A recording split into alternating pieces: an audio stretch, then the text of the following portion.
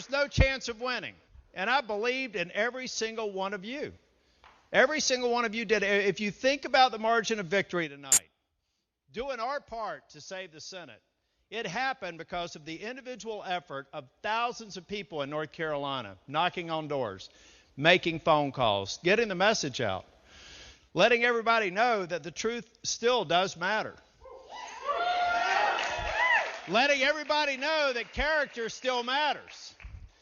And let everybody know that keeping your promises still matters. That's the most important thing to me since I've been in elected office. When I ran for the legislature in 2006, I promised people that if I went to Raleigh, I would not let you down. I would fulfill your promises. Then we got a majority. And thank goodness tonight, I hear that my colleagues in the State House and the State Senate are faring pretty well now as well. Thank God. And I also want to congratulate other statewide offices because we've mounted some victories tonight. Why did we do that? Because we continue to deliver results, because delivering results still matters.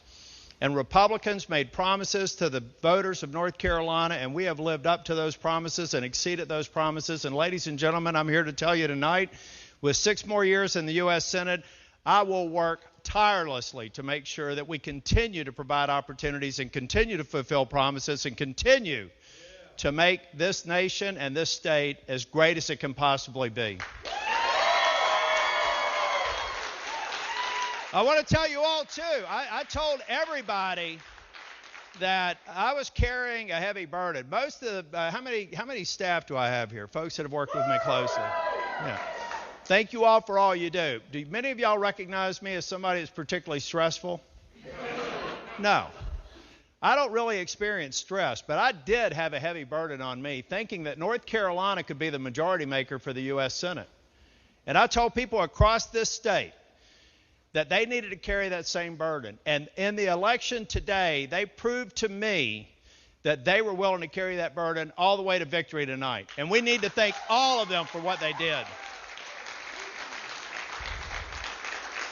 You know, I was, some of these ads of my chief of staff, Ted Lehman's here, my former chief of staff, Ray Starling, are here. They were great leaders in the Senate. A lot of you all worked for them, great people. But I told my staff, and actually Ted Lehman told me that one of his baby girls here, standing right up on the front row, saw an ad about me at the hotel. Said, "What are they talking about?" You know, they were trying to paint me as some guy that only worries about the rich. I don't worry about the rich, ladies and gentlemen. God bless them for being rich. What I worry about are the people that grew up like me. You know, when you grow up in a trailer park, you move I moved 17 times, but 7 times before you're 16 years old. You go to community college and work your way up and get your degree when you're 36. How could anybody forget where they came from? And how could anybody go in elected office and not think every single day about how you make sure those same opportunities are available for people who are growing up like you? That's what drives me. That's what will continue to drive me. My job has always been fighting for everybody to have the same opportunity to realize their American dream. It may not be mine, but whatever they want, I want them to achieve. And I want this country to continue to be that great nation that provides everybody those opportunities. I've done it for as long as I've been in public service, and I'll do it for as long as I'm going to be in public service. Now what we have to do is look ahead. We're going to go back to Washington next week, and we've got to recover from COVID. But now I'm absolutely convinced we're going to have the right numbers to do that. We're going to make sure that we get the vaccine out. We're going to make sure that we kill this virus and what it's done to this great nation. We're also going to make sure that schools can open, that businesses can open, and that everybody can get back to the great environment that we just had back in February. We can do that, and we will do it. But also I have to say tonight, I'm going to go back home tonight, and I'm going to watch the election results, and I am praying that President Donald Trump gets reelected. Is there anybody here, I've asked this of crowds of almost 30,000 in Hickory just a few days ago. Is there anybody here, if you could think of one promise that Donald Trump made that he hasn't kept, raise your hand. Not one. He said he would cut taxes. He said he would cut regulations. He said he would hold China accountable. He said NATO had to pay their fair share. He said, I'm done with Iran having any power. He said that people that kill Americans, like the leader of ISIS and Soleimani, I'm going to take them out. Is any one of those promises still left unkept? No. President Trump and I have probably different styles.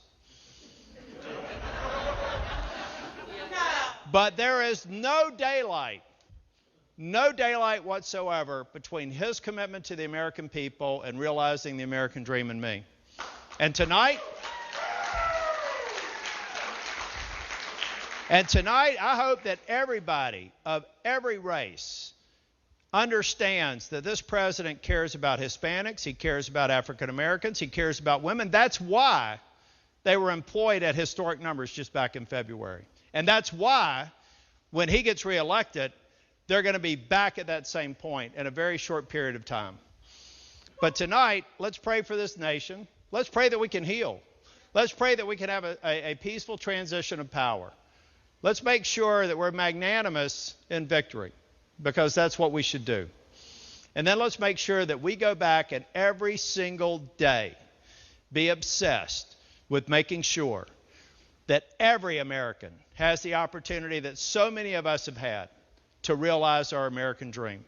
Thank you all. God bless you. And thank you all for the great work that you've done.